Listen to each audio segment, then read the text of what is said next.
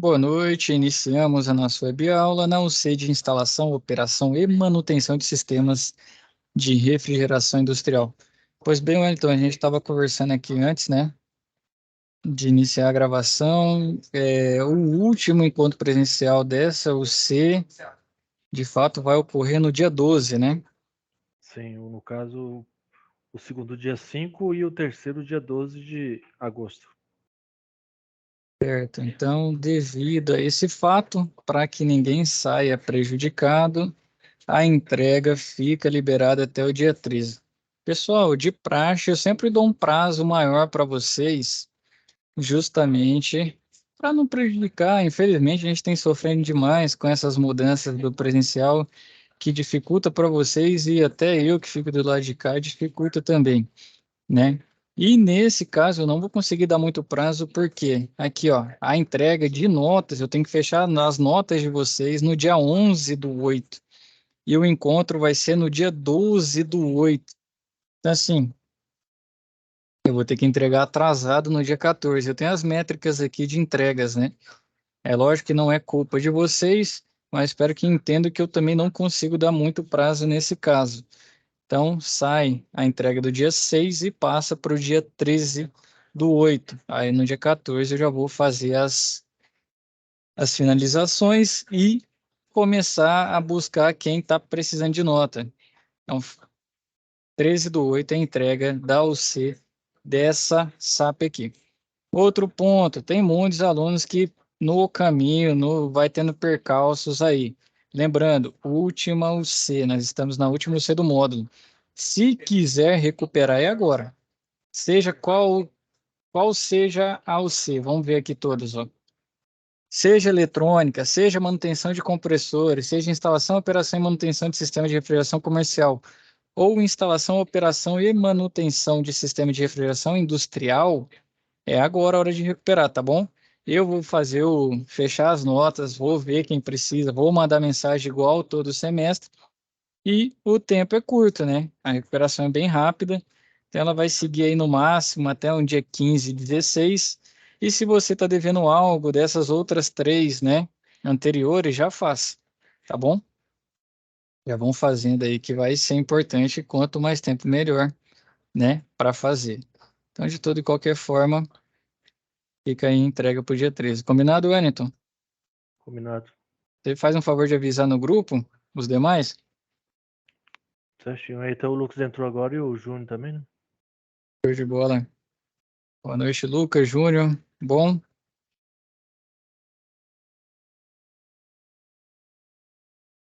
vamos lá para a nossa aula de hoje. Dando sequência, então, a última, né? A gente falou sobre amônia. Vamos seguir aqui. Falamos diversos assuntos sobre. Teve mais assuntos, né? Tom de congelamento, tom de resfriamento.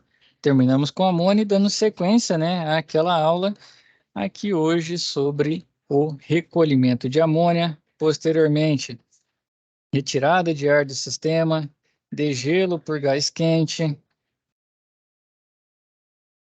purga do óleo do sistema, inspeção e reparo em condensadores evaporativos, procedimento de vácuo e desidratação. E na próxima a gente termina com carga, o teste, né, o TAB, procedimentos e tudo mais. Quando aqui é algo que é diferente, né? Até não, esse assunto não é tão natural no curso, mas como a gente conseguiu trabalhar bem a UC anterior e antecipar essa, né? Dá para a gente falar um pouquinho de amônia aqui também. Então, o recolhimento, né? Lembrando, a amônia tem o risco, procedimento de segurança, se vazar no ar, né? Você tem que deitar, agachar, porque ela é higroscópica, vai no olho, vai no nariz, vai na boca. Então, você abaixa e se rasteja. Recolhimento da mesma. Então, procedimento de segurança tem que ter a vestimenta adequada, igual a gente viu na aula anterior. Então, processo de grande importância na refrigeração industrial, sobretudo em situações que se deseja realizar manutenção na instalação. Então, tá aqui, ó. Para efetuar o recolhimento de amônia, faz necessárias diferentes ações. Então, monitora as pressões e temperaturas no processo de recolhimento, O monitoramento das pressões e temperaturas pode ser realizado por meio da leitura das pressões de trabalho e temperaturas apresentadas nos painéis microprocessados dos compressores.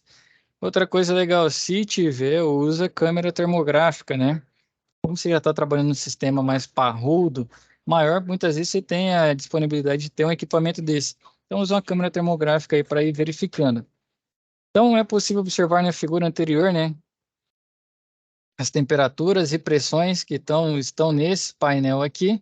Se tiver tudo ok, manutenção em dia são confiáveis. De um compressor parafuso, além da capacidade em que o mesmo está operando e a corrente do motor. Caso a instalação apresente instrumentos analógicos, essas leituras deverão ser realizadas diretamente nas escalas dos termômetros em Celsius ou Fahrenheit e nos manômetros escala de bar PSI. Então tá aqui, né, o nosso termômetro aqui do lado e o manômetro aqui embaixo. Desta forma, a título de exemplo de leitura, o manômetro encontra-se no indicador de zero das duas escalas, porém a resolução das escalas pode ser verificada analisando a quantidade de traço. Então a gente vai fazer leitura para acompanhamento desse recolhimento. Por quê? Para ver se, por exemplo, a pressão está muito alta no local, pode chegar a ponto de ser superior à suportada pela instalação. Então, aqui tem mais cuidado porque não pode vazar. Nos outros, se vaza o gás, qual que é o problema hoje? Vamos falar, o meio ambiente fiscaliza todo mundo? Não fiscaliza. Quantas pessoas jogam fora o fluido refrigerante na atmosfera? Né? Não vou ser hipócrita aqui e dizer, nem todo mundo tem recolhedora. Só que a amônia, meu amigo, o gás vaza, né? Ele se mistura aí e some. Agora a amônia, você vai ter dificuldade para sumir com ela. Então, por isso que tem todo esse procedimento e esse cuidado. Segundo, né, bloquear a alimentação de amônia no trecho da instalação, onde será realizada a modificação ou a manutenção. Manter os evaporadores em operação, visando facilitar o processo de evaporação da amônia. Utilizar manômetro, né?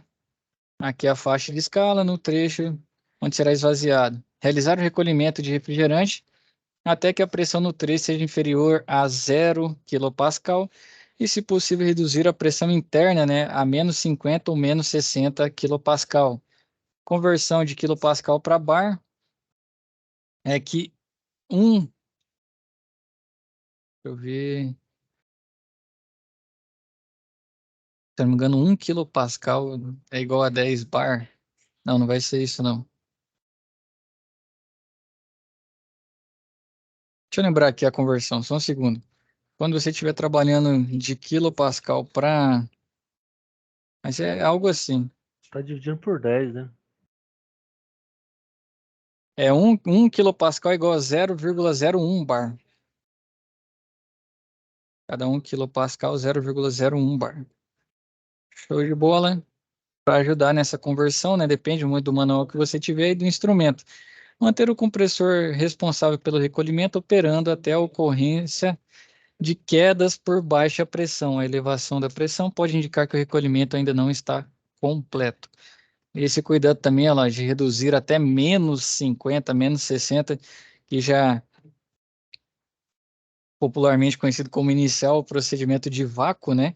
Mas é que para garantir que sugue tudo mesmo. A amônia tem esse risco da toxicidade dela. Então, manter o sistema nessas condições por algumas horas, permitindo a evaporação total do líquido refrigerante, e sinais de congelamento em tubulações ou válvulas não isoladas pode ser indicativo de amônia líquida no sistema. Se isso continuar ocorrendo após as várias tentativas de esvaziamento, verificar se as válvulas de bloqueio estão corretamente fechadas ou permitindo a passagem de fluido, que às vezes a válvula é para bloquear e está com um problema, né? Você tem que fazer a substituição da mesma. Então, esses são os sinais, né, que ela dá. Então, após executado o recolhimento, a pressão de operação deve ser ajustada para próximo de 0 kPa, né, 0 kPa, antes da realização de qualquer abertura na linha. Não é recomendável a existência de vácuo profundo com o sistema a ser cortado, devido ao fato de que o ar, juntamente com óleo residual e amônia, podem formar uma mistura explosiva. A recomendação é recomendada a utilização de nitrogênio seco para elevar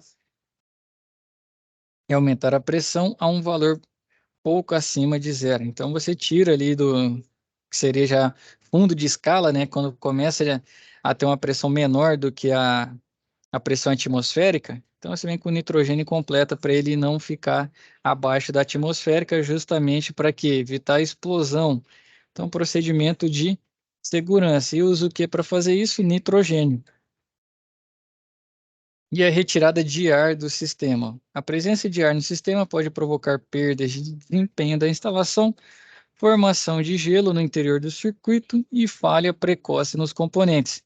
Por isso, este procedimento é realizado geralmente em situações de partida de novos equipamentos no circuito de refrigeração. Esvazie o sistema utilizando uma bomba de vácuo específica para trabalhar com amônia. Preferencialmente, o vácuo não deve ser feito com a utilização de compressores do sistema. Caso esteja disponível, faça uso de bombas absorvedoras de amônia, já específica, né? Então, antes de integrar a parte nova ao sistema existente, coloque plaquetas de identificação nas novas tubulações, principalmente válvulas, né? Que se algo der errado, você consegue ali fazer uma manobra, e equipamentos com o objetivo de distinguir os componentes instalados recentemente para casos de ocorrência de falha, né? Para você conseguir identificar. E querendo ou não, manutenção, aqui já está falando industrial, é muito grande a linha, né? São linhas gigantescas para facilitar não se perder. É lógico que se dependendo do estado, né, o novo do velho é mais fácil você verificar, mas aqui é muito bom você identificar também, até para controle, né? Que vai abrir uma OS para você trocar e lá na OS você vai colocar qual o serviço é realizado. Ajustar a pressão de sucção do sistema com base nas condições de operação previstas para a instalação. Monitore o efeito no sistema original mediante acompanhamento dos parâmetros de operação do sistema, né, pressões e temperaturas.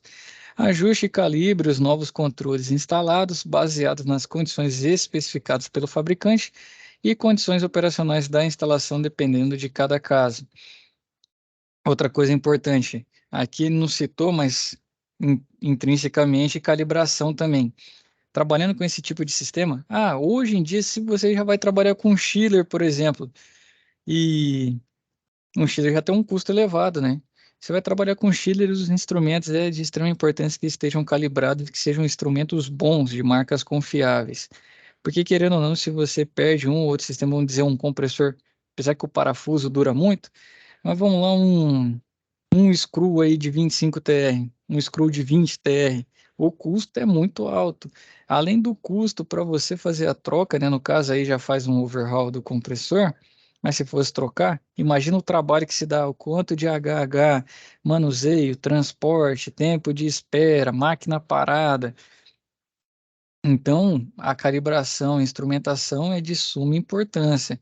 E, se possível, né, eu falo aqui da câmera termográfica, hoje em dia, além disso, tem aqueles textos lá que ele funciona, não sei se vocês já viram, acho que é o T550, não lembro mais, T55, não lembro mais qual que é o modelo, que ele é feito para inspeção, né? Utilize redundâncias, confira, né? Tá lá o meu pressostato na linha, eu estou vendo aqui a linha no vou usar um chiller de exemplo, aqui a amônia também é um chiller que eu acho que é mais comum para todo mundo, né? Está mais próximo do que o sistema com amônia. Você está imaginando uma pressão X, chega lá, não é. Aqui está sendo insuflada, muitas vezes você vai ter presença de ar na linha, você vai ter o quê? Sistema trabalhando com um parâmetro invertido, bomba succionando menos água do que necessita, risco de cavitação, trocas, né? Não eficientes e assim vai. Então aqui, se no Chile, né, pelo custo, já é importante aqui pelo risco do fluido, também, também não acaba sendo mais importante. Acho que você até chegou a perguntar, né, Elton, na última aula, os demais que estão aqui hoje, não sei se assistiram o vídeo, a pergunta muita gente faz, né? Pô, mas se a amônia tem esse risco todo, né? Por que que a gente ainda utiliza a amônia? Se você analisar do aspecto ecológico, eu creio que ela, pouquíssimos fluidos, né? A água seja um fluido ecologicamente correto, a amônia também, porque ela não agride a camada de ozônio e também não contribui para o efeito estufa. E o custo, né? Apesar que teve uma oscilação, mas os custos, né? Porque aqui a gente já está falando de grandíssimas quantidades e o range que ela consegue fazer troca de calor faz com que ela ainda seja muito utilizada. Os maiores riscos são indústrias alimentícias e de bebidas, né? E a gente até comentou na última vez, né? Então lá o pessoal da cervejaria já teve um problema com isso, né? E às vezes um sistema aí Shell in tube, né? Ele já pode. Shell in tube é aqueles que passam um tubo dentro do outro, e aí se vaza a amônia e contamina o outro fluido, né? E é difícil você ver. Por isso, os instrumentos são necessários, para que você acompanhe pressão e tudo mais. Então, ajuste e calibre os novos controles instalados, baseados nas condições especificadas pelo fabricante e condições operacionais da instalação, dependendo de cada caso. O risco de ocorrer um choque é grande no início de um degelo por gás quente, quando o evaporador subitamente se transforma em um condensador. Pressões adversas ou choques podem ser evitados se a mudança na pressão ocorrer de forma gradual. Aí você tem outro problema, né? Mudança drástica de temperatura, dependendo do tipo de metal que você tem para fazer as tubulações e tudo mais, ele vai contrair ou dilatar, né? Com variações de temperatura, e isso pode mudar as propriedades mecânicas do mesmo, pode diminuir ali, mudar as junções, afeta tudo. Então, por isso, de forma gradual. Isso é particularmente importante caso exista um excesso de líquido no evaporador ou no caso de estar completamente preenchido por líquido. Se o evaporador estiver cheio de líquido, resultante de uma operação prolongada em baixa carga térmica, o golpe de líquido pode criar uma onda de compressão sobre o líquido estacionário, produzindo pressões na faixa de 7.000 a 14.000 kPa, né? 70 a 140 bar, resultando em danos severos. Portanto, é importante manter a pressão do gás quente o mais baixa possível, consistente com os requisitos de degelo e da própria instalação. Diante do exposto, é importante que sejam observados alguns pontos importantes. Quais são os pontos, né? Recolhimento completo antes do degelo de todos os evaporadores é o ideal, mas é essencial que o recolhimento seja feito a baixa temperatura. O tempo estimado para fazer o recolhimento é de 10 a 15 minutos, mas pode se estender dependendo do tipo de evaporador e da condição de carga. E o recolhimento deverá ser feito inicialmente por meio do fechamento da válvula de solenoide da linha de líquido, mantendo seus ventiladores em operação e a válvula de retorno para a sucção aberta. Então tá aqui a figura. Né, professor? Sim, Esse sistema industrial, a maioria, a pressão é muito alta, porque estou vendo aqui a conversão aqui de bar para PSI. 140 bar vai dar 2.000 PSI, 2030. É isso muda, mesmo? muda a pressão de trabalho. A amônia que faz isso, na verdade. Aí o equipamento o comum, tradicional, no caso, sem ser o digital, analógico, às vezes, no caso, não consegue fazer essa aferição, né? Aí já muda o tipo de instrumento que você vai usar também. Por exemplo, esses convencionais que a gente tem para os nossos fluidos aí comum, R22410, ele tem um fundo de escala, né? Ele tem o zero, vai até X PSI, por exemplo. Você viu que aqui ele nem trabalhou com PSI na amônia, né? Já foi para quilopascal e para bar, porque senão vai ficando valores muito altos, né? E vai mudando, aí você tem que ter instrumentação diferente para trabalhar também, Wellington. Já o 557, como que é? O O texto texto, 557? você está no computador aí? Tô. É 557 o último? Esse é o 557. Ele pega essa escala? Pega, né? Ah, eu não sei. Agora, você é uma pergunta boa. Até usei ele de exemplo, né? Eu não sei se ele pega. Apesar que esses aqui já são para mais operações, né? Esse tipo de manifold, mas aí tem que pegar na especificação dele, se ele pode ser usado em amônia. Eu não lembro se ele é por Bluetooth, né? Que ele conecta as garras, que as garras são separadas do. Quem tem aí? Eu acho que algum dos colegas tinham um desse. Não sei se é por Bluetooth, o que que ele usa para comunicar. A gente tem que pegar o manual, Wellington. É Bluetooth. Eu tô com o É manual aqui, Bluetooth, mas né? é Bluetooth ele. Lá ele vai falar de tantos a tantos bar, mas provavelmente deve pegar. Colocar uma máquina, vamos dizer que ele vai de 1 a 50 bar, né? E aqui na nossa literatura ele trabalhou com 140 bar.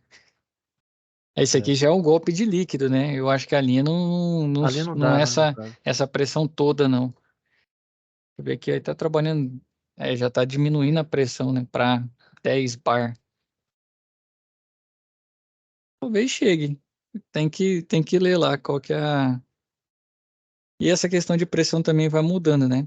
É lógico que a gente costuma tabelar, é um ponto bom que você comentou, então a gente costuma tabelar, por exemplo, vou trabalhar com R22, a pressão é 60, vou trabalhar com 410, a pressão é 110, né? Corrija se eu estiver errado, pessoal, 110, eu acho que o pessoal mais usa. É isso mesmo? Então, é o Roberto, Lucas, Júnior, Cristiano, Vander, o Wellington.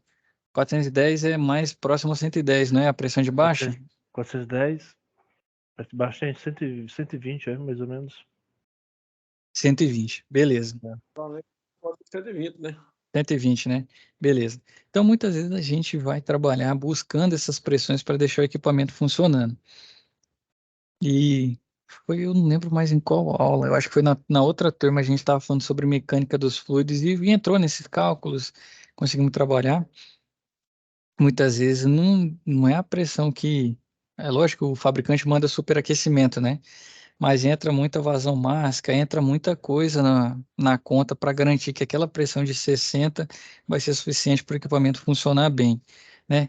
Pode ser uma instalação com a bitola, muda a bitola, você já muda a pressão no sistema, você já muda o, vamos dizer, ele queria que eu instalasse com um quarto e meia, você mudou uma das duas, já muda a forma como o sistema vai trabalhar. Ah, pode ser um valor pequeno? Pode, mas o ideal às vezes sai de 60 para 65 ou uma linha muito grande não faz adição de fluido refrigerante, ou um equipamento subdimensionado. Então, acho que o superaquecimento de fato acaba sendo o, o balizador para um equipamento funcionar bem, mas a pressão a gente tem que conhecer assim, não precisa conhecer, precisa. Porque uma hora ou outra você vê que a pressão tá dando 100, eu vou continuar gastando tempo com um R22 dando 100 na linha? Pô, 100 tá estrangulado, né? Então não é uma pressão de trabalho normal. Então te ajuda nas corretivas, mas para fechar a carga, né? Acaba sendo o superaquecimento aí, de fato, o principal. Aí vai mudando, né, Wellington, de acordo com o fluido e com o tipo de sistema. Aqui, como a ideia já é refrigeração de grande porte, até a forma de avaliação vai ficando diferente. Aí você já usa um subresfriamento, a literatura já muda, né, traz informações com outras escalas, igual a gente viu, né, já começa a trabalhar com bar. Geralmente, sistema de chiller também você já vê a maioria vamos falar dos pressostatos lá trabalhando com bar também. Ah, para o fluido refrigerante? Não, geralmente a linha que a gente mais acompanha é a água, né? A água gelada. Mas já vi trabalhando bastante com bar também. O ideal era que todo mundo trabalhasse com quilopascal, só que de fato o bar é mais utilizado. Aí na nossa área, o PSI, ele, ele é o que reina, né? Até porque você ia ter números bem pequenos. Se fosse converter de bar para PSI. Eu tô aqui no manual aqui, ele vai até 870 PSI. O 557 É, o 557. É, converte aí para 557. bar, vai dar o quê? Não, não, ele colocou o bar também aqui. Calma aí, tem que voltar a tabela aqui. Perdi o trem aqui. Mas eu imagino que deva chegar bem próximo à pressão de trabalho, sim. Porque senão os caras não iam conseguir vender muito, entendeu? Ia ter que sempre ter dois esquemas, dois kits. Agora o nosso convencionalzinho, aí eu não lembro dele, né? Até porque a 800, gente... 870 na 60 bar tá aqui. 60 bar? É, e Eu creio minha que conversa. deva... E tá aberta minha aba aqui de conversão, também nunca coloquei. 60, né? Então, eu É. creio que deva fazer sim a medição. Sistema industrial eu só vi funcionando, eu nunca vi dando manutenção até hoje. Não sei, alguém aqui na aula já deu manutenção no sistema com amônia?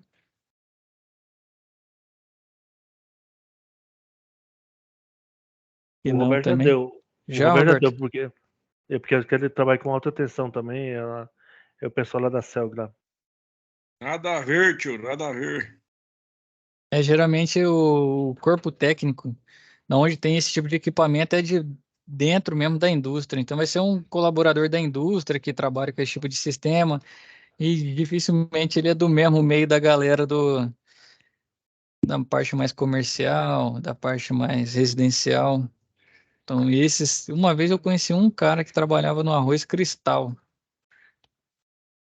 Ele fica só, não é muito da nossa área, assim, é mais difícil conhecer o pessoal desse tipo de sistema. Aí quem dá manutenção tem uns ou outros, né? Mas acaba sendo raro também. Até pelo custo, né? Você tem que ter ferramental, principalmente o ferramental é a vestimenta, né? Apropriado, risco muito grande, né? Então, isso aí tudo afeta. Certo, então, Certo. E é verdade que teve 2 pessoas que morreram lá na Mabel?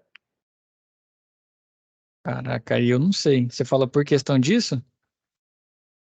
Não, parece que tá mexendo com refrigeração lá. Parece que morreu 1 ou 2 lá na manutenção lá. Mas só boatos, no caso, né?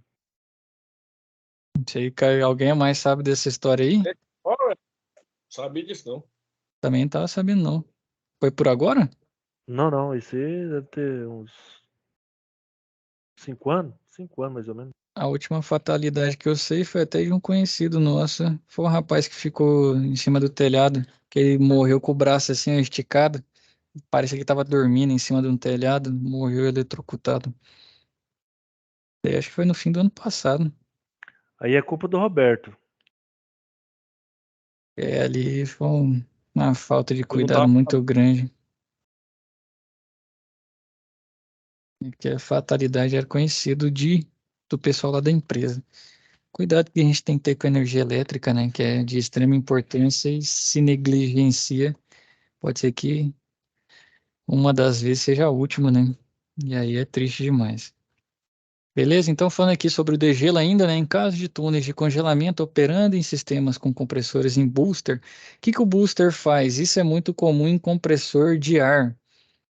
Você quem trabalha aí, já trabalhou com pneumática, o pessoal coloca o booster. O que que seria esse booster? Quem tem carro aí com o sistema turbo, né? O carro vem com motor e com um turbo junto, uma turbina. É basicamente isso. Ele quer acelerar a admissão desse, desse fluido, né? Então ele dá um ganho ali de velocidade e admite um volume maior. Então, esses que seriam os compressores em booster, né? Com dispositivo de alívio do retorno do degelo para a sucção do lado de baixa temperatura, né? -40, é uma temperatura muito baixa. A capacidade total do degelo por ciclo, que não deve exceder a 30% da capacidade dos compressores de baixa.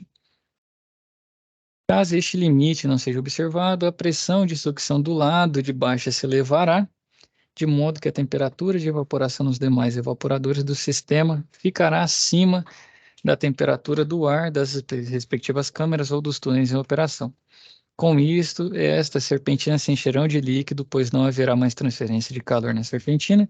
Nesse caso, é essencial não iniciar imediatamente o ciclo de degelo, né, serpentinas inundadas, mas após um bom tempo que as condições normais forem atingidas. Então, o que está acontecendo ali? Não está havendo a troca, né? Se a gente tem as mudanças físicas, né, de vapor para líquido, líquido para vapor, ali, como não tem troca de calor, se entra e sai, né? Líquido na evaporadora. Se fosse no sistema convencional, se entrasse e saísse líquido, nosso compressor ia chorar, né? Ia ter o famoso, o pessoal chama golpe de líquido, golpe de ariete, que é cavitar o compressor, né? Ele travar. Desde que não seja um parafuso, que o parafuso ele suporta mais bronca, né? Ele aguenta mais. Então aqui para evitar aquela onda de choque que falou lá em escalas de 140 bar, lembra, Arthur? Até que você falou que não mediria. De fato, o texto não mede, né? Mas ali já é uma situação que a gente não quer que atinja. Até porque a tubulação eu duvido muito que suporte uma pressão dessa. Então, você vai estourar tudo. E aí, o que que faz aqui? não está tendo troca de calor, você sabe que entra e sai líquido.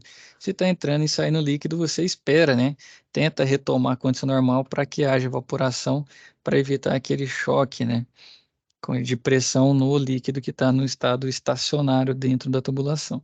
Então, se o gás quente de entrada no evaporador contém uma parcela de líquido que foi condensado na linha de gás quente e não foi removido previamente, o efeito do choque da propulsão de líquido pelo vapor pode se tornar muito destrutivo para a serpentina do evaporador. Então, se a tubulação, que ela também tem uma espessura maior, aí varia muito o material, né? Cada material tem uma resistência mecânica conforme sua composição. Mas aqui eu creio que nos nossos equipamentos já é assim, e muito provavelmente aqui no sistema também. Nas serpentinas a resistência mecânica é menor. Então, ali, ó, essa onda de choque, né, esse efeito de choque, então tem que ter esse cuidado. E aí você vai vendo os diferenciais, né, que tem que ter, tem toda uma cartilha. Então, os primeiros trabalhos que vai ser realizado, se tiver alguém que tenha mais habilidade e experiência, né, no caso, para esse tipo, é bom sempre acompanhar, senão tem que fazer com a cartilha embaixo do braço, né, olhando passo a passo, porque esse é um cuidado que a gente não toma nos demais equipamentos, né? E aqui sim, porque a pressão é numa escala maior. Então, os capes, né, os dos coletores podem romper e os coletores e as curvas em U da serpentina podem falhar. A ruptura normalmente ocorre na longitudinal ao longo do tubo. Falhou, vazou. Então tem que tomar esse cuidado aí para verificar realmente qual o nível, né, quantidade de líquido de amônia dentro do sistema para evitar esse efeito de choque.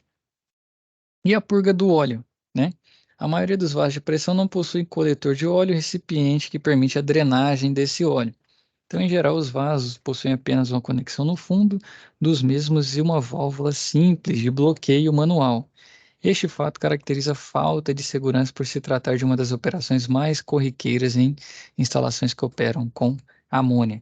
Então, aqui a gente já está falando praticamente em vasos de pressão. Isso aqui teve uma confusão um tempo atrás. Não sei se quem está na indústria aí, o próximo, viu que estava tendo NR12, né, que é aquela ajuste de segurança para os maquinários, botoeira de emergência, barreira, tudo mais, e logo na sequência puxou NR13, que fala sobre vasos de pressão. E o sistema de refrigeração começou a entrar, principalmente esses que envolvem amônia, que é justamente isso, olha lá, ó. Imagina um sistema com dreno, um sistema fechado e com essa pressão. A chance de explodir é alta. Então, eles têm que ter sim uma válvula para purga, né? Para purgar e até para você conferir a pressão lá dentro. E aqui precisa de laudo, tudo mais, conferência, teste de estanqueidade do, do vaso de pressão para ver se ele não vai se romper ou não. Qual o risco, né? Então ali ele diz que é uma falha de segurança e de fato virou. Então tem sim. Ah, por exemplo, um compressor de ar que tem na bicicletaria tem que ter NR13 laudo? Tem. E o de ar é a mesma coisa. É todo o sistema em si? Não. Que nível, qual é a escala que chega esse sistema, né? Qual o nível de pressão que chega dentro desse vaso? E é isso que define. Então, sim, algumas das partes, né, do nosso sistema industrial precisa, sim, de NR13. Então, aqui está mostrando, né, o esquema de um recipiente de líquido adequadamente projetado com o coletor de óleo. Inspeção e reparos em condensadores evaporativos. A manutenção dos condensadores é atividade de rotina na refrigeração industrial, já que estes equipamentos são responsáveis pela rejeição de calor do sistema. Condensadores evaporativos operando em plantas frigoríficas sem manutenção preventiva pode gerar queda de desempenho do sistema, riscos de trincas nos tubos devidamente a incrustações, podendo, em última instância, acarretar em vazamentos e acidentes. Então, para a realização de inspeção e reparo seguro em condensadores evaporativos, devem ser atendidos os passos. Então, aqui tem outro ponto, tubulação exposta. O que a gente faz com o nosso cobre normalmente, né? Cobre ele com fita PVC e tem dentro da PVC um esponjoso para evitar, né, o contato dele com as intempéries, troca de calor e tudo mais, aumentar a vida útil. Aqui, esses tubos ficam expostos muitas vezes tomando sol e chuva. Então, o principal é a tinta, a pintura a qual vai ser adequada essa tubulação, porque ela sim vai fazer o papel de proteção contra a corrosão, proteção contra as intempéries também. Então, isso ajuda muito. O tipo de material muda também. Então, ó, obter autorização para a realização de teste e inspeção das serpentinas dos condensadores evaporativos, recomenda-se a parada e isolamento do restante da instalação de apenas um dos condensadores por vez. Isso a gente faz também em sistemas, por exemplo, VRF, dependendo do outro sistema que você tiver, deixa eu lembrar um outro que tenha. Acho que é mais comum VRF mesmo, né? Que você tem master e escrava, né? Então se separa um por vez para facilitar na manutenção. Fecha a válvula de bloqueio da entrada de vapor do condensador. Observe a válvula citada na figura que segue. Se você tiver uma câmera, você acompanha com visor termográfico. Senão, você vai ter ali, né? Pressostatos. Importante para verificar se a válvula está funcionando bem. Aguarde aproximadamente 5 minutos, feche a válvula de bloqueio de saída de líquido do condensador. Da mesma forma, né, acompanha para ver se ela está funcionando. Prover água em abundância no local. Utilizar EPI adequado para serviço. Então, luva e máscara. A água é justamente porque ela é higroscópica, né? Então, você, por exemplo, acho que tenta jogar água no ar para a amônia grudar com essa água, né? E aí sofrer Caraca, sofre uma reação, NH3 sofre uma reação química que ela junta com as moléculas de água e aí sai do estado de amônia. Eu não lembro mais qual que é a reação química que vira, mas de fato ela deixa de ter essa agressividade à água do nosso corpo. Então, instalar no ponto de dreno de saída serpentina um conjunto contendo um manômetro com escala de 0 a 18 bar, aí, Wellington, ó, 0 a 18, uma válvula de retenção para impedir o retorno de água para o interior da serpentina durante a drenagem final de amônia e uma válvula de bloqueio com regulagem manual para controle da drenagem. Então, o texto funciona aqui, ó. Se ele vai de 0 a 60, vai estar funcionando bem. Instalar a mangueira com trama de aço inoxidável na conexão de dreno da serpentina do condensador evaporativo e direcionar a mesma para um tanque de água com um volume de pelo menos 200 litros. Abrir a válvula de dreno da serpentina e logo em seguida voltar a fechá-la. Verificar se a válvula de bloqueio instalada está operacional e garante vedação. Iniciar a drenagem abrindo a válvula de bloqueio em até no máximo 2 voltas para não ter uma vazão muito grande. Monitorar a drenagem até que o borbulhamento no tanque de água finalize. Fechar a válvula de bloqueio manual. Monitorar a pressão no manômetro até que se atinja a pressão de 0. Aí, ó, no caso aqui, você vai jogar essa drenagem dessa linha de amônia já dentro de um tanque com água, né? Para evitar qualquer vazamento. E aí, isso também afeta o custo, né? Você tem que andar com bombona, você tem que ter água abundante lá, se precisar. E vai dando mais trabalho para fazer. Então, caso houver um pequeno aumento da pressão, repetir os passos L até o O, né, que é iniciar a drenagem, até parar de borbulhar e ver a pressão no manômetro de 0 bar. Retirar a mangueira da conexão drenagem, recolher a mistura água-amônia no tanque de absorção de amônia e não jogue a mistura água-amônia diretamente no esgoto, porque é crime ambiental, né? Neutralizar até atingir um pH neutro. Introduz uma carga lenta, aí de novo, quem aqui, ó, nitrogênio, né? Nitrogênio seco no interior da serpentina até atingir uma pressão de 2 bar, a ser mantida por 1 hora. Não utilize ar comprimido ao invés de nitrogênio, porque muda a composição e até as reações, né, ocorrem em menor número com o nitrogênio. Alivie a carga de nitrogênio, de modo a manter uma pequena pressão positiva de nitrogênio no sistema durante o trabalho a quente. Caso trabalho a quente, que soldagem, né? Caso o nitrogênio não estiver disponível, abram a válvula para a atmosfera para que a pressão interna permaneça próxima à atmosférica, justamente para não ter aquela questão de já começar a ter um vácuo, né? Liberar a serpentina do condensador para a atmosfera e emitir uma comunicação de que o condensador está liberado para instalações e teste com a assinatura do supervisor da manutenção. Olha o tamanho do procedimento. Em caso de cortes ou soldas, seguir os procedimentos de permissão de trabalhar quente, utilize EPI apropriado, assim vai. Jamais se deve assumir que uma linha esteja toda vazia de óleo de amônia residual, até porque, de fato, por mais que você faça tudo isso, existe o risco e é grande. O trabalho de corte e solda deve ser feito por profissionais qualificados e experientes. Ventiladores portáteis são úteis para a dispersão dos vapores para fora da área de trabalho. Querendo ou não, ainda tem um resquício. Então, após tudo isso, para você realizar o seu trabalho de soldagem, né, ou troca de algum elemento, né, termina a montagem das tubulações, seus acessórios, e anteriormente à execução do isolamento térmico, a instalação deve ser testada, com o objetivo de verificar as condições de estanqueidade e presença de eventuais vazamentos, por meio da pressurização de todos os componentes da instalação de acordo com as pressões especificadas e requeridas em projeto.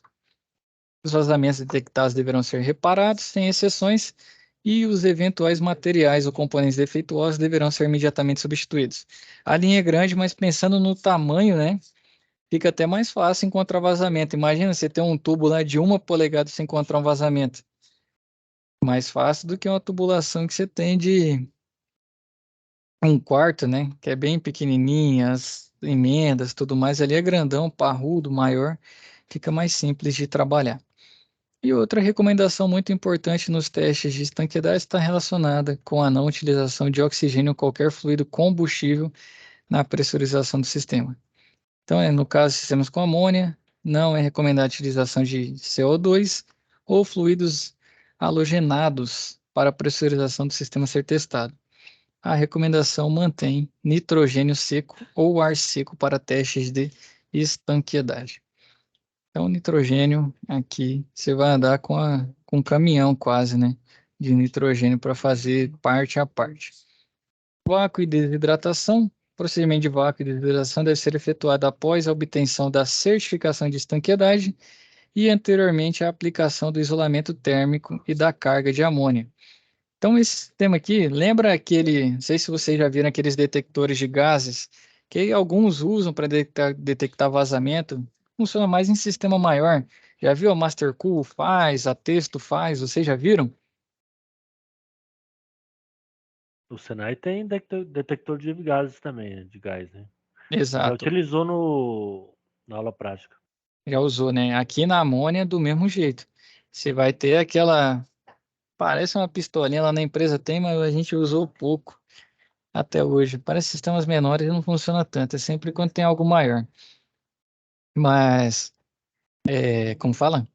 Você vai usar um desse também lá para pegar a presença, né? Ah, vou abrir um pouquinho aqui como se fosse purgar. Coloca ali e vê como que está a concentração. É só ar ou tem nitrogênio, tem amônia junto. E assim vai, né? E você vai verificando. Então, você garantir estanqueidade, se tiver aquele aparelho melhor ainda, e anteriormente a aplicação do isolamento térmico e da carga de amônia, com o objetivo de remover os gases não condensáveis e a umidade no interior da instalação. A evacuação pode durar de 25 a 40 horas e com bombas grandes, hein? Até atingir a pressão requerida, dependendo do volume interno da instalação, da quantidade de umidade presente no interior do sistema e da capacidade e condições de operação da bomba de vácuo utilizada. E aqui você vai usar as válvulas solenoide, o que você tiver de bloqueio e retenção, porque você vai fazendo isso de forma seccionada. Imagina você querer fazer o vácuo da instalação inteira, né? Não tem como, né? Então, de fato, você vai fazendo parte a parte, garantindo ali que está operável, né? Depois de todos os procedimentos, você desidrata e faz o vácuo. Então, o nível de vácuo a ser atingido para sistemas a amônia é cerca de 0,66 kPa em medida absoluta ou 5 milímetros de mercúrio. Nossa, a gente usa 500 microns, né? Aqui é 5 milímetros de mercúrio, já é um vácuo, falaria mais fácil de atingir porque é mais alto. Só que tem um problema que a linha é muito grande, né? Você precisa de uma bomba parruda também. E o procedimento?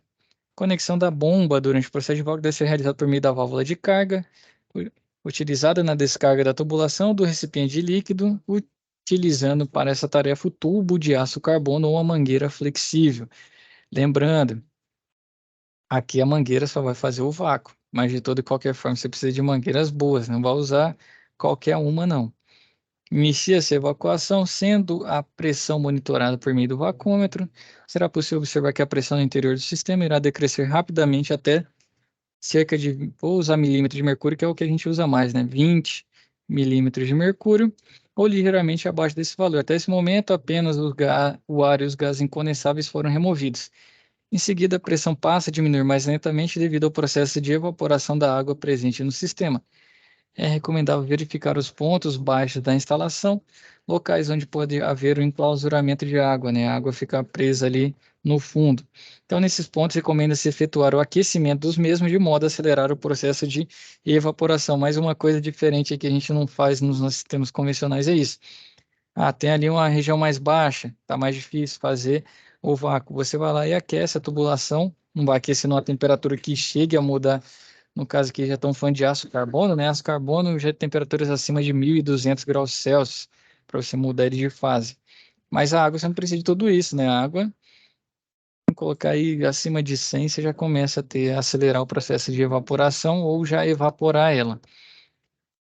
Então, quando a pressão atingir aproximadamente 5,5 milímetros de mercúrio, o que deverá ocorrer aproximadamente 15 horas após o início do processo, a bomba deverá ser desligada por um período de 1 hora, sendo a pressão monitorada no vacômetro.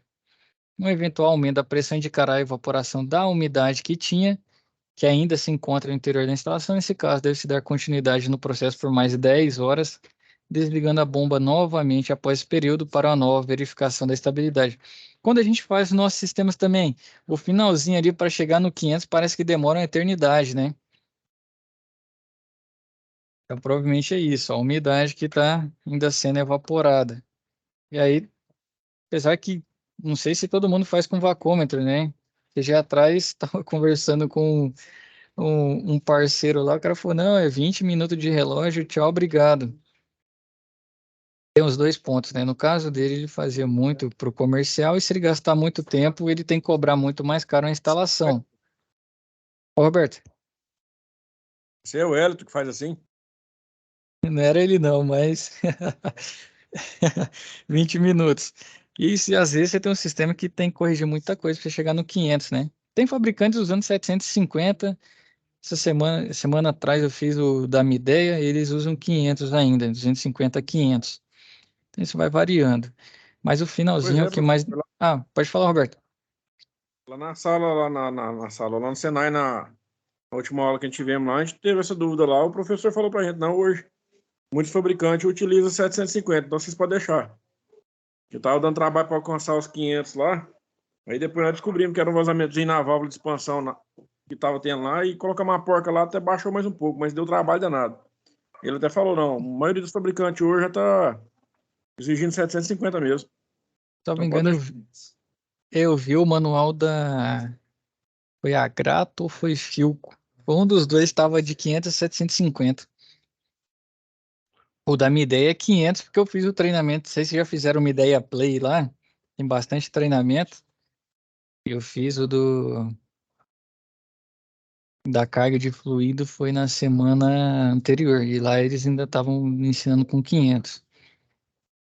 Mas eles já viram que 750 fica um nível aceitável, né? Fica um nível bom, que não danifica o equipamento. E até mais fácil para a gente chegar, né, Roberto? Com certeza. Ainda mais equipamento grande. É, se for, por exemplo, a primeira startup, um 500 é bom para ficar zerinho, né? Mas depois que já rodou, já entrou, já sujou, já foi tudo, já trocou compressor, aí um 750 fica mais fácil chegar, porque senão sofre muito por 500. Equipamento novo acaba que a gente consegue mais fácil por ser Uhum. equipamento sem Novo, nenhum tipo de poluição. Tá limpinho, tá zerado. exatamente. Eu acho que deveria usar essa regra, né? Startup de equipamento, vamos usar o 500 que está com tubulação nova, tudo novo, né?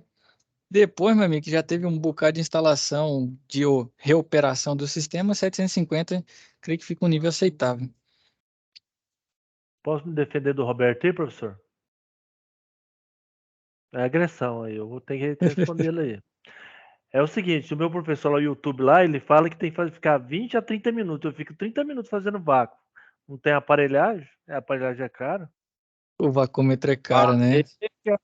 falei que era ele. Quanto que está sendo um vacômetro hoje em dia? Apesar que deu uma barateada esse tempo atrás, né? Encontra aqui, ó, uns R$ 700 na Artec. Mas o comum dele tá 1.200. 1.000 a R$ 1.200. Master Cool da vida, 1.100.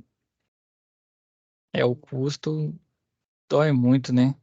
E o duro é o seguinte, não é só o custo, você tem que É a cuidar também, qualidade. porque para perder ele é 2 palitos. Você fala, Roberto? Cara, deu uma vacilada e soltar pressão nele já era. Vacilou, entregou na mão, emprestou para um colega que está começando. E aí, se não for aluno do Senai, você já tem um risco elevado de perder ele. E como que é feito, no caso, a conexão do vacômetro? Colocando um Tem manifold, ou aqueles no manifold de caso, tem que 5, né? colocar uma válvula uma válvula? Aqueles manifold de 5 lá, tem. Esse dia atrás eu vi lá na empresa, não tem, mas eu vi os caras usando. Você conecta na. Porque o sistema é o seguinte, ele vai medir o vácuo. Então você precisa medir se está com a mangueira aqui, né? Na bomba de vácuo, você coloca no manifold. Tem o manifold com 5, tem aquela. Deixa eu ver se tem a imagem dele aqui. Você coloca lá, você tem que colocar num trecho que ele tá na linha, né? Tacômetro digital da Texto, é o que eu uso. Eu tenho, na época eu paguei R$ 900, ele tá 999, aumentou pouca coisa. Eu tenho isso uns 3 anos que eu comprei. Deixa eu abrir ele aqui. Aí. Aí você Funciona por coloca, aplicativo. você coloca na linha. Tá vendo aqui, Wellington?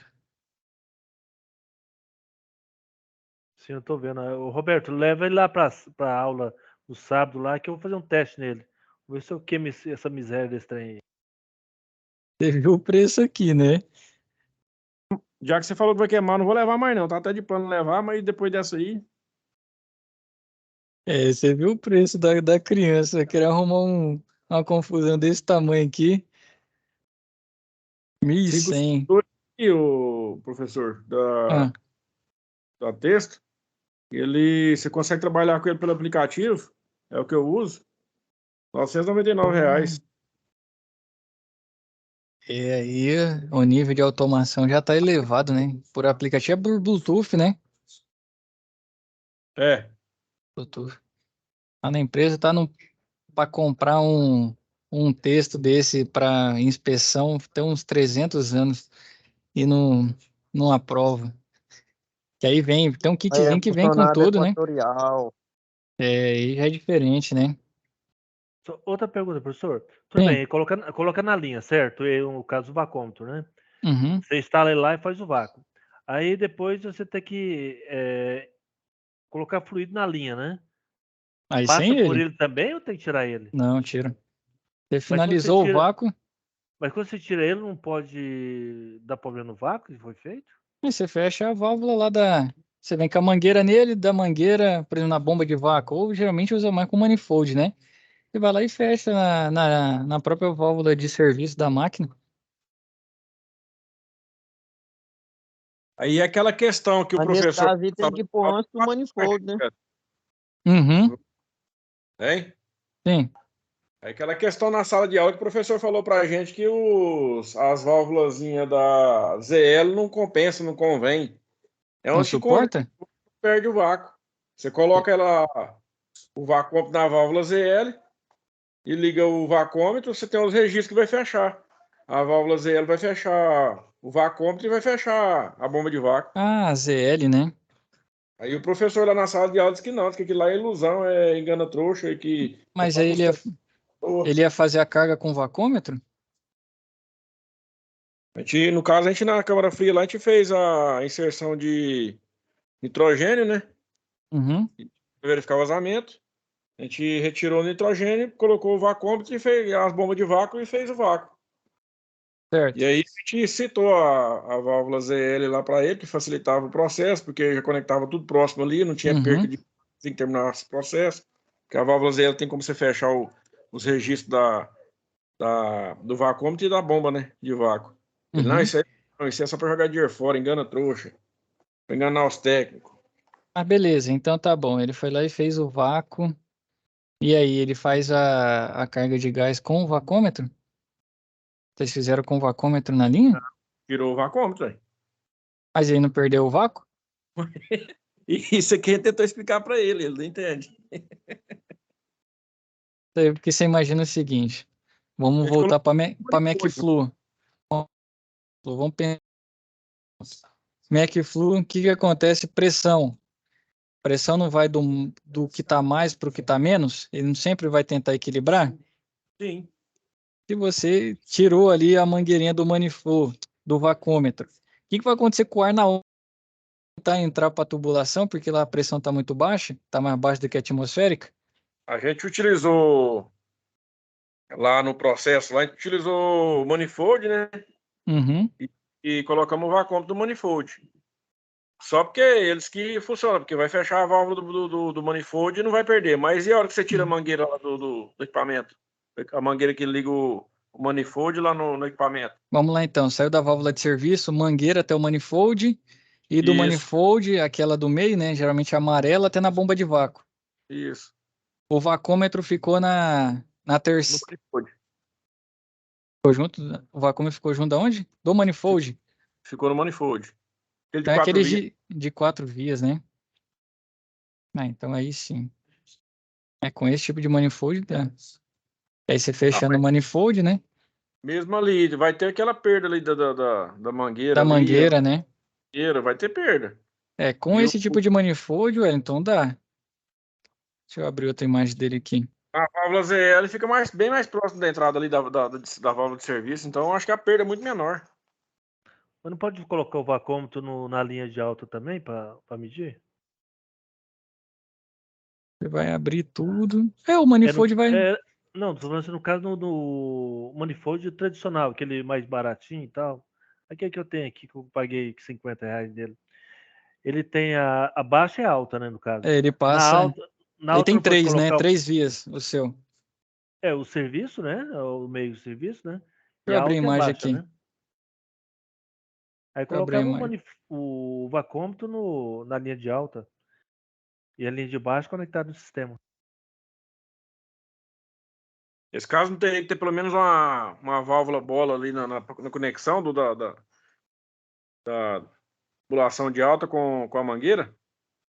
Eu tô pensando que tem que fazer. Vamos pensar no detalhe construtivo do manifold. Ele tem 3 vias, né? Você consegue. Na verdade, a alta com a baixa, ela só conecta com o meio, Wellington. Ou ele abre do meio para cá, ou ele abre do meio para cá. No caso de uma com a outra, Abre as duas também, professor. consegue passar do azul para o vermelho, no caso? Consegue. Se deixar a alta ela aberta, começa a vazar, né? O gás, o Ah, fluido, né? é isso que eu tô pensando, exatamente nisso. Porque quando a gente vai fazer as medições, você coloca as duas, ela mede tranquila, você tem que abrir a do meio, né? Você abre Mas aí tem todo que mundo, então. a válvula fechada, ela vai passar só para os manômetros. Aí com a válvula Uhum. aberta, vai passar ali no meio ali Vai passar pro meio.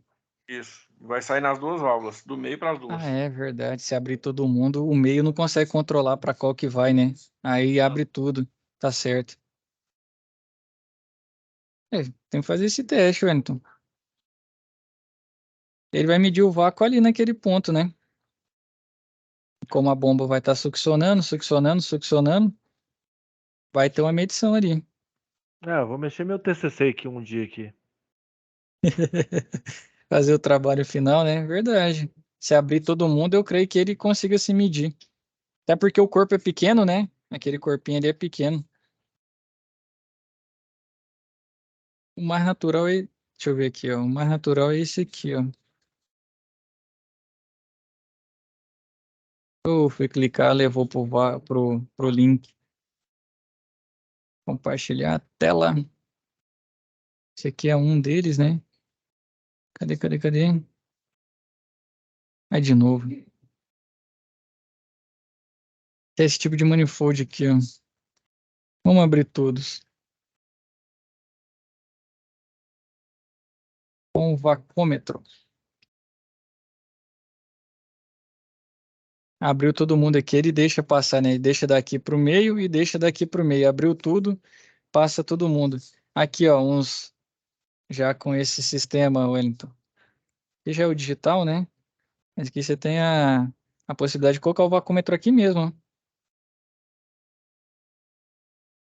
Vem a conexão da linha, né? A mangueira da linha e já coloca o vacúmetro aqui, ele já mede nesse ponto.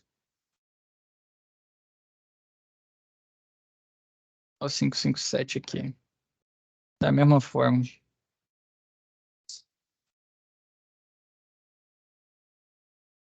Certo?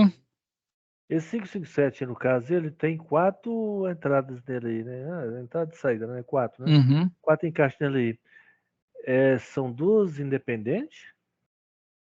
Tem duas no meio, que no caso os nossos manifold comum tem só uma, né? Muito provavelmente aqui, eu nunca tive esse, eu nunca nem vi. Eu vi dentro da mala de um parceiro nosso. Mas aqui talvez eu acho que deve ser um para cada caminho, ó, pro de alto e um pro caminho de baixo. Apesar que só tem um visor de líquido. Não, vai passar todo mundo nesse meio.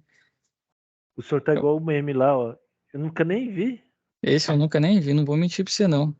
Esse aqui que tá na fila para comprar lá na empresa e nunca chega. A gente só namora ele. Mas pelo visor de líquido, eu acho que aqui essas duas estão interligadas, Wellington. Senão aí tinha que ter dois visores de líquido, tá vendo aqui no meio? Estou vendo.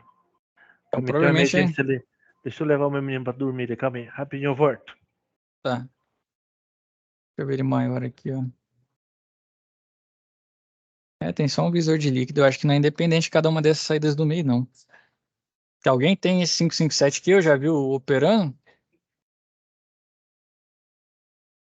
Esse novo aí, eu acho que o Robson tem dele. Agora esse aí tem lá no Senai, professor. Esse aqui? É. Não, então é esse aqui que ele tá perguntando se essas aqui são independentes ou não, as duas saídas do meio. Ou elas estão na mesma via. São todas interligadas internamente aí. Mas, Cada um por tem um exemplo, registro. aqui, ó. Você tá vendo meu mouse, né? Sim. E eu consigo conversar dessa válvula aqui, dessa entrada aqui, ó, do meu de baixa, né? Com essa aqui da central, essa da direita. Sim. Internamente é tudo interligado, né? O Ah, que então separa pronto. Então são as válvulas. não tem nada independente, velho. Na hora que você voltar, já fica sabendo. Vai ter nada independente. Então, até para manobrar aqui, tem que ter cuidado. Então você perde o gás ou perde o vácuo. Sai bagunçando tudo, né? Mistura o de baixa com alta pressão ali dentro do manifold, vira o. Muito útil essa estação de saída aí, mas é fácil de complicar a cabeça do caboclo também. Tá igual. Como fala?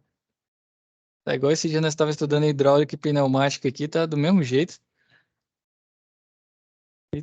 Eu vou, acabando essa aula aqui, eu vou caçar um vídeo de um cara usando esse trem para eu aprender. Próxima vez perguntar do 557, eu posso não ter, mas eu já vi. Pelo menos no vídeo, né? É show de Bom, bola. todinho, né? Subresfriamento, superaquecimento, tem as pinças de Uhum. temperatura. Esse é o ganho. A gente tem o da Master Cool lá na empresa. É bem mais simples, né? Que esse 557 aqui. Mas Deve ele ser bem dá mais tudo. barato. Tá aí, eu fico com quase 6 mil. Esse completão, hein? 3.000. Esse dia atrás eu tava na Frigilar, acho que tava 4,5. Eu nem sei se era o 557 também, né? Que eu acho que tinha o 555 antes. É Tava o 555 3,5. simples. É mais simples, né? Então tem que ser o 557 mesmo. Esse agora você Quem? consegue. Ah, O outro também acho que consegue. A gente pegou os relatórios dele lá pelo telefone aqui. Eu baixei o relatório só não consegui baixar do vácuo. Mas eu baixei o relatório de teste de pressão, de estanqueamento, né? Que a gente fez uhum. com nitrogênio. E depois acho que o teste de superaquecimento também a gente conseguiu fazer e tirar o relatório pelo aplicativo. Top, né? Então todo mundo já fala o seguinte: quem tá com dinheiro pensando em comprar, espera a Febrava aí mês que vem. Lá vai ter promoção. Manifold é bom que faz até o superaquecimento com a sonda dele, né? Meu sonho era Pega a comprar um desse temperatura. aí. Faz, ajuda mesmo, Wellington. Febrava já mês que vem, ó. Lá os caras fazem promoção, faz tudo lá. Quem for, Onde oportunidade vai, para comprar. onde vai ser isso? Porque geralmente nós temos um grupo de WhatsApp aqui que tem Hum, uns colegas nossos que é gente boa, né? Só manda foto que ele tá pegando aula aqui de ar-condicionado, aula tá na Frigelar, o cara tá ali não sei da onda, a empresa de lá, tá no coffee break ali, só manda fotinha lá que tá lá, mas não avisa para ninguém. Os a coleguinha bom, né? Febrava, a Febrava é a feira, né, internacional envolvendo a nossa área. Vai ocorrer em São Paulo agora dia 12 a 15 de setembro na São Paulo Expo, Wellington. Aí ocorre bienalmente, a cada 2 anos a gente tem esse evento. Se é São Juntar Paulo, dinheiro pra ir na prova. é só o pessoal da Equatorial, professor, infelizmente. Ela sempre ocorre, né? Com a pandemia não teve, mas agora vai voltar. Só terminando aqui o nosso assunto, né? Então, o vácuo, o processo deve continuar até que a pressão atinja e se mantenha estável o valor de 5 milímetros de mercúrio. A seguir, a bomba deve ser desligada e isolada do circuito, sendo a instalação mantida nessas condições por 6 horas para ver se deu tudo ok. Quebra o vácuo, né, com injeção de nitrogênio, até que a pressão retorne à atmosférica inicial. Um vácuo secundário, né? Você faz de novo até que ele atinja 5 milímetros de mercúrio, só que agora é mais rápido, né? Se você não fizer o embananamento lá e deixar a umidade entrar de novo, né, Wellington? Tomando cuidado que você estava falando, esse é o Roberto, para não perder o vácuo.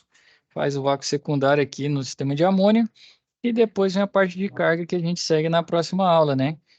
Então, ó, a instalação já se encontra em condições de receber a primeira carga, colocam a carga de 7 bar, né? De amônia, recomenda-se ainda que durante esse período o sistema seja inspecionado com detectores de amônia, com a disponibilização de máscara para eventuais situações de emergência. E ao término da primeira carga, né, colocou 7 ali, viu se não está vazando, está tudo ok. Conferiu todo mundo, com todos os componentes, válvulas, trocou o que tinha que trocar. E aí você vem para finalizar a carga que a gente segue na próxima aula. Certo, senhores? Alguma dúvida por hora? E sistema grande assim, só falou que no caso de fazer o vácuo é parcial, no caso, não na linha toda de imediato. Fechar as válvulas e fazer. A gente pegou uma câmara frigorífica lá com R22, foi fácil. A gente colocou, no caso, duas máquinas de vácuo, fez o vácuo, tudo bem, bateu. Uhum. Mas nós pegou a outra com 404 lá, nós colocou até quase três máquinas lá e não chegava no vácuo dela. Pareceu até o Roberto falou aí, que deu problema Vazamento. É muito a comum. válvula de expansão deu problema lá. Essa questão do tempo de vácuo vai muito também da questão das pressões de trabalho. A gente tem que ter noção para quê? Pô, já fiz vácuo numa máquina, demora 30, 40 minutos, 2 horas, 10 horas. Você tem uma base para pegar assim, e falar, pô, tá tendo algum problema. Não adianta eu ficar esperando que não vai resolver. E aí é problema em mangueira, é problema de pequeno vazamento em algum local, que ele está succionando, né? E querendo ou não vai entrar. Pressão. Pressão sempre vai tender o equilíbrio. Então, querendo ou não, tem que ter esse cuidado e por muitas vezes você está com vazamento. Então é engraçado que a gente fez o teste de estanqueidade com nitrogênio e não deu vazamento Mas foi no mesmo dia, né? no mesmo dia. Assim, estranho é porque algumas conexões no teu a pressão, como eu vou dizer, de dentro para fora, né? Pressão interna. Ela está pressionando para sair. Pode Uhum. ser que o vazamento seja estancado com essa pressão interna. Porém, quando é feito o vácuo, está a pressão externa, né? No caso, forçando para dentro da tubulação, aí acontece igual aconteceu esse caso lá. Muitas E vezes não, tem uma sujeirinha, qualquer coisinha que está lá dentro que ajuda a vedar, aí o vazamento fica menor. onde é que você pensa assim, eu fiz o teste de estanqueidade aqui, botei pressão, não vazou, tá 100%. Mas pode ser que com o tempo vai vazar.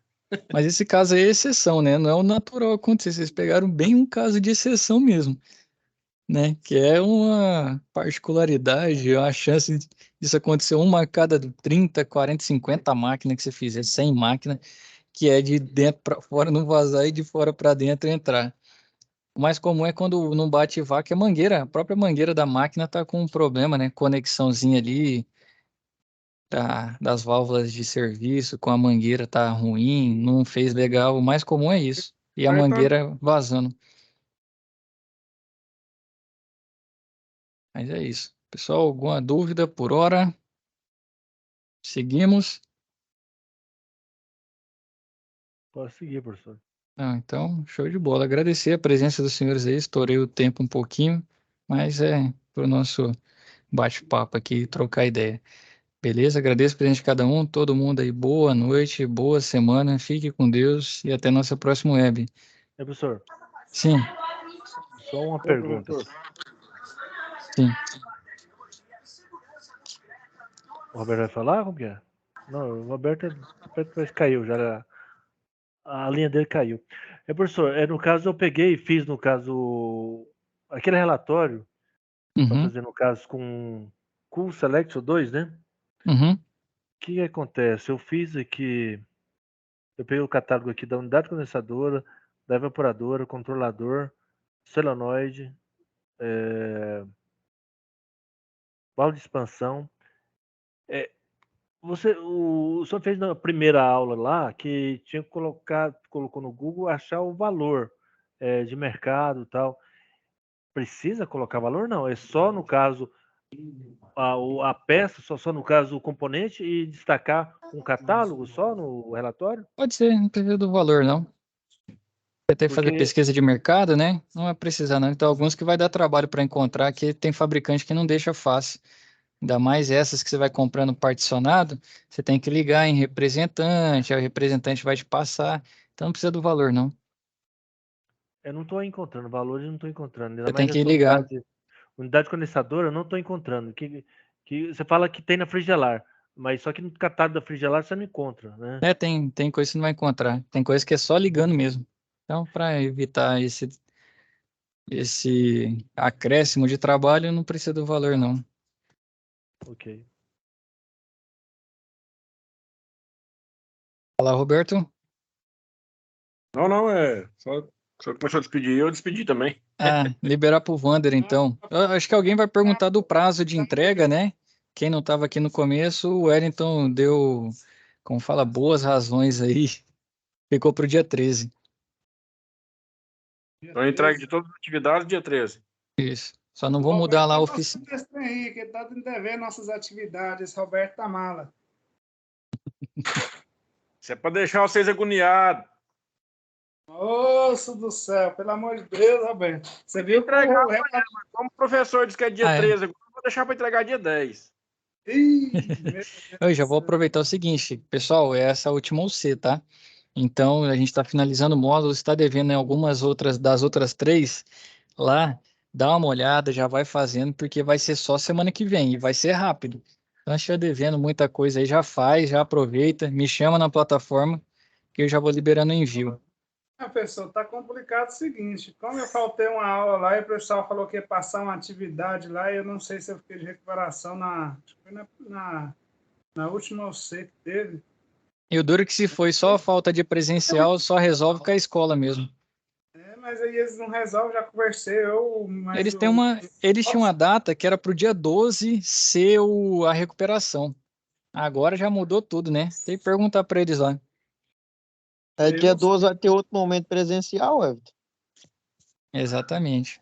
o É Elinho aí que aí, bagunça para vocês e bagunça para mim também aqui, que eu tenho que Mas lá fechar. já... Ó, só para vocês terem uma noção, eu tenho as entregas aqui. Sabe que dia que eu tenho que fechar a nota de vocês desse módulo? Dia 11. E vocês têm presencial dia 12. E aí eu já fico aqui como um mau colaborador também. Então isso aí vai afetando todo mundo. Isso é bagunçado demais. Ô, Lucas, lá já tem a nota da última UC, não tem não, Everton? Você postou lá? Não, mas o caso dele é porque ele não fez o presencial, aí não tem como passar, né? Presencial vale 51. Não, o Elinho também está no mesmo É, barco. não tem jeito. Ele precisa recuperar com a escola. Eu não posso dar nota do presencial, infelizmente. Não, mas a minha lá, Lucas, tá com 66. Não, é porque você foi no presencial, ele não foi, é por isso. Eu No faltei dia só que eu um, não né? fui, não foi não, professor. No mesmo dia que eu não fui, o Elinho também não foi, não. Mas lá era Então- 2 momentos presencial, né? Qual que é a o É o a sei É UC lá, que você outra tá falando? passada. A passada? É. Deixa eu ver o caso do Lucas aqui, se ele tá... talvez eu já Rapaz, o Lucas passei. tá aprovado faz dia, hein? Ei, Lucas, eu tô falando que o homem tá aprovado e não tá sabendo. Deixa ele sofrendo do coração aí. O Elinho tá pessoal- mal, hein? Nem pra me pessoal, falar. pessoal Moça, fala- é só você olhar as notas lá no treinar, as notas de todas eu sei, que aí você vê que você tá devendo alguma lá. pessoal Professor, agora o aplicativo que você botou nós para baixar lá, rapaz, foi quase 1 hora para baixar ele, aquele que o Ed falou aí, ué. Pô, ele é levinho, moço. Tava a internet, tava mais ou menos. Deixa eu só perguntar uma coisa, pessoal. Eu tenho que subir essa aula. Só perguntei, eu posso encerrar a gravação e a gente continuar conversando aqui? Pode. Então, Pode. beleza. Senhores, com Deus, quem estiver aí vendo o vídeo, não esqueça de fazer a SAP.